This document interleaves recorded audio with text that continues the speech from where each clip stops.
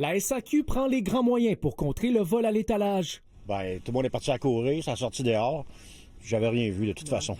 Ça s'est fait trop vite. En 2025, la Société d'État a dépensé pas moins d'1,7 million de dollars pour assurer la sécurité dans ses succursales et ses centres administratifs. Un sommet en 10 ans. Le nombre d'interceptions par les agents de sécurité Garda a plus que doublé entre 2021 et 2025, passant de 306 à 762. Avec beaucoup, malheureusement, d'augmentation d'incidence de violence.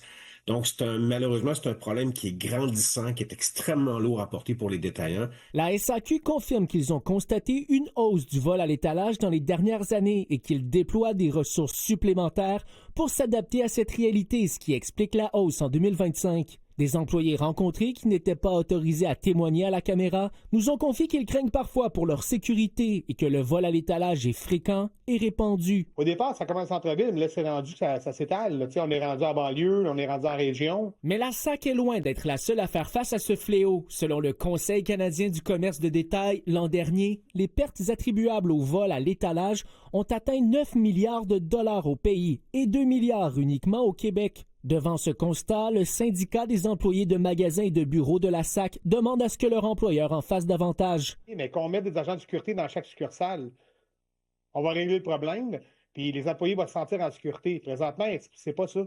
Mais est-ce que les clients seraient à l'aise avec une sécurité accrue? Les avis diffèrent. Non, du tout. Je trouve que c'est une pente glissante, là.